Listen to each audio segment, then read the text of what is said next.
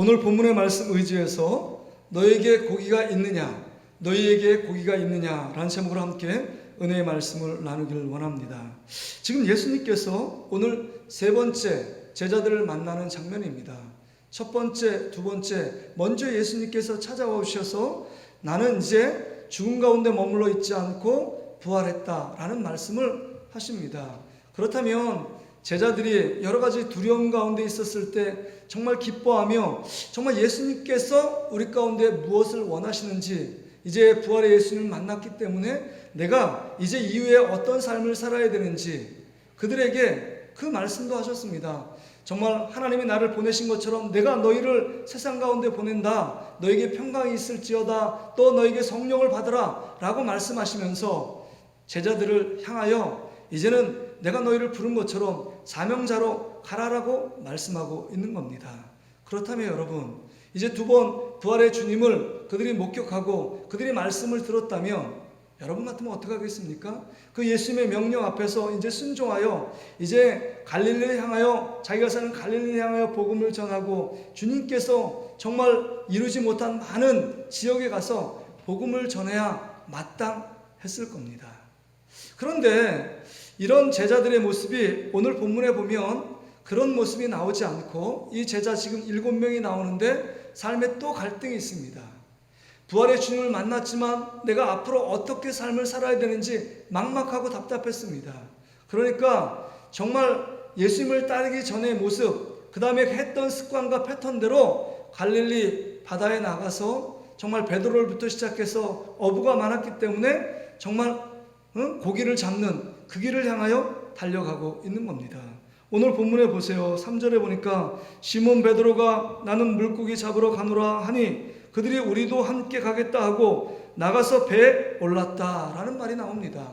그러니까 7명 중에 그래도 수제자격인 베드로가 나 그냥 갈릴리 바다에 가서 고기 잡으러 가겠다라고 말합니다.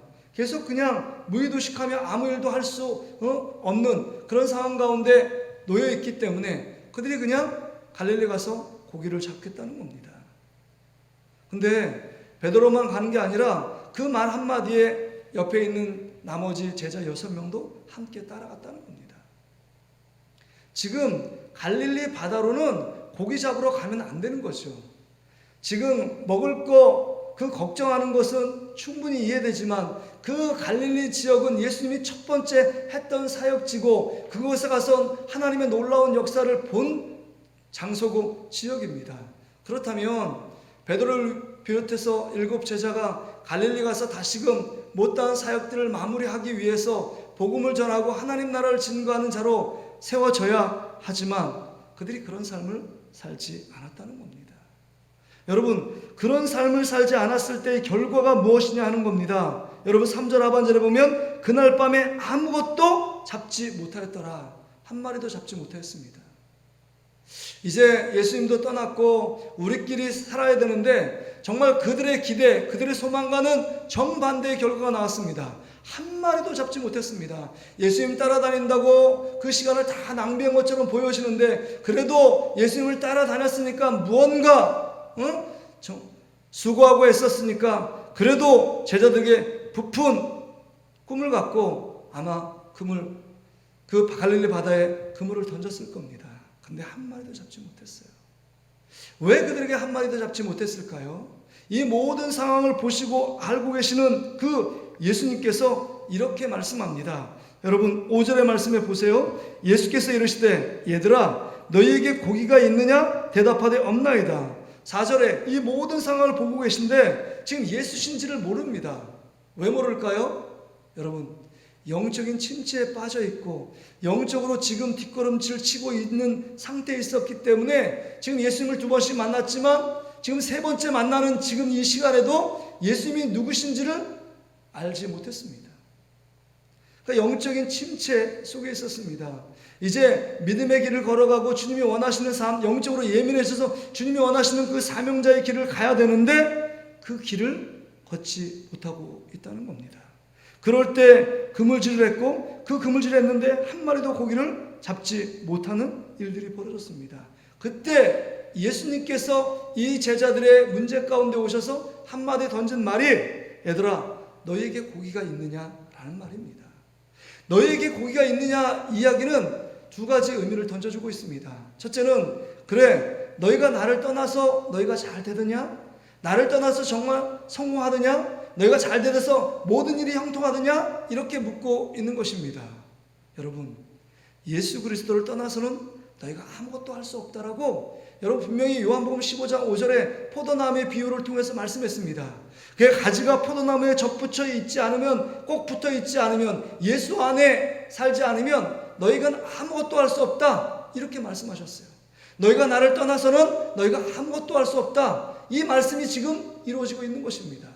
예수를 떠나서 정말 주님께서 맡기는 사명을 떠나서 자기 마음대로 살려고 했을 때 그 놓은 결과는 아무런 고기를 잡지 못하는 결과를 초래했다는 겁니다.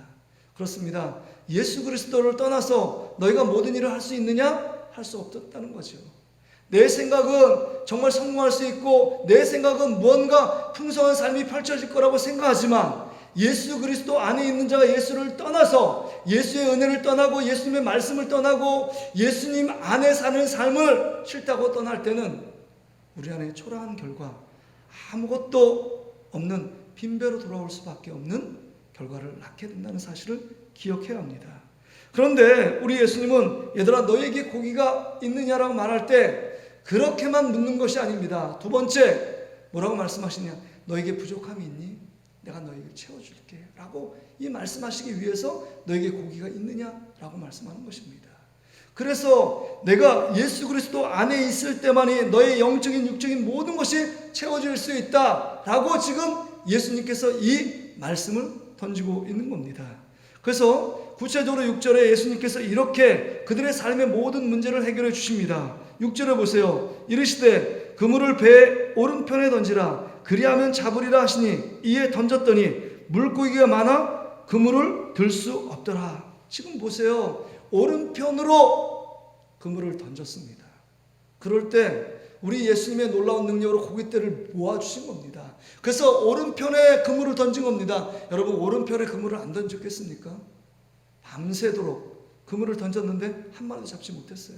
그러니까 이쪽에서 잡지 못하면 저쪽도 잡고 다 그랬을 겁니다. 그런데 단지 그 오른편에 그물을 던졌는데 그물을 들 수 없을 정도로 하나님의 은혜 가운데 만선의 축복을 주십니다. 여러분 이게 어떻게 이렇게 정말 풍성한 삶, 풍성한 놀라운 기적을 제자들이 맛보게 되었느냐 하는 겁니다. 원리는 간단합니다. 그 당시나 지금 시대 똑같아요. 정말 주님의 풍성한 삶, 모든 문제, 빈곤한 문제에서 풍성한 하나님의 축복들을 경험하기 원하는 사람들은 이 말씀 앞에 우리가 겸허히 말씀을 듣고 순종해야 합니다. 그것은 주님이 원하는 방식대로 주의 말씀에 순종할 때 우리의 부족한 문제, 우리 인생에 닥친 여러 가지 문제를 해결함을 받을 수 있다는 겁니다. 주의 말씀에 순종할 때. 여러분 오늘 말씀은 무슨 데자부 같아요. 왜냐하면 우리가 누가복음 5장에 보면 베드로를 처음 그 예수님의 제자로 부를 때 장면이잖아요.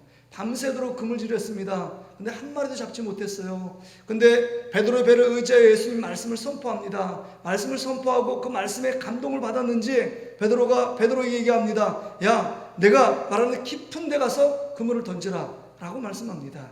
베드로가 이렇게 얘기합니다. 내가 정말 밤새도록 그물질해서 한 마리도 잡지 못했지만 주의 말씀에 의지하여 내가 그물을 내리리다. 말씀을 듣고 결단하며 순종합니다. 그래서 깊은 데 가서 그물을 던졌을 때 그물이 찢어질 정도로 2배 가득 채우는 놀라운 기적을 맛봅니다. 그럴 때 예수님 앞에 나를 떠나서 나는 죄인에 불과합니다 라고 말하며 이제부터 네가 사람을 낚는 고기를 낚는 어부가 아니라 사람을 낚는 어부로 내가 너를 부르리라 라고 말씀할 때 그 말씀에 순종하여 정말 그물과 그 다음에 아버지를 버려두고 예수를 쫓았다라고 베드로 그 말씀을 우리는 기억합니다. 그렇습니다. 우리가 예수 그리스도를 만날 때 예수 그리스도가 처음 제자가 될 때 이 모습이요, 예수의 말씀에 순종할 때 정말 예수님께서 말씀에 순종할 때 베드로에게 기적이 일어났고 오늘 영적인 침체 가운데 있고 믿음의 뒷걸음질을 치고 있는 그 상황 가운데 있을 때 베드로에게 나타나 제자들에게 나타나 다시금 예수의 말씀에 순종할 때 놀라운 기적과 하나님의 놀라운 역사를 체험해 체험하고 다시금 주님이 우리 인생을 채우시는 유일한 분이시구나, 주님밖에 없구나, 그것을 깨닫게 함으로 말미암아 이제는 주님의 제자로 다시금 주님이 원하시는 사도로 그 사명을 감당하도록 만들어주고 있는 겁니다. 오늘 이 말씀을 통해서 우리가 깨닫는 것은요, 그렇습니다. 우리가 여러 가지 그 연약함 가운데 있을 때 날마다 우리를 보고 계시며 채우시는 분이 누구냐? 예수 그리스도라는 겁니다. 부활의 주님이 첫 번째도 두 번째도 세 번째도 먼저 오셔서 제자들의 연약한 부분들을 감당해 주셨습니다. 그렇습니다. 우리 예수님은 우리가 고통 가운데 있을 때, 아픔 가운데 있을 때, 여러 가지 문제 가운데 낙심하고 절망 가운데 있을 때 그냥 방치시켜 주는 게 아니라 그 삶의 현장으로 오셔서 우리 가운데 그 고난, 어려운 문제를 해결해 주시고 또한 그 문제를 해결해 주시기 위해서 오셨다는 사실을 기억해야 합니다. 그러기에 여러분, 나를 떠나서는 아무것도 할 수 없다는 사실을 깨닫고 우리는 예수 그리스도 안에 거하고 주님의 말씀 안에 거하고 주님의 은혜 안에 거하지 않으면 우리는 이 땅 가운데 온전한 모습으로 살아갈 수 없다는 겁니다. 결국은 예수 그리스도를 만나 그 주님의 놀라운 기적을 경험한 자들이 다시 한번 예수님께서 원하시는 사명자 사도로서 그 사명을 감당하도록 그 모든 일들을 하나님께서 또한 예수님께서 주도하고 계신 것을 볼 수 있습니다. 그렇습니다. 오늘 이 말씀을 통해서 다시 한번 우리가 깨닫는 것은 여러분, 예수 그리스도를 떠나서는 우리가 아무것도 할 수 없다는 사실입니다.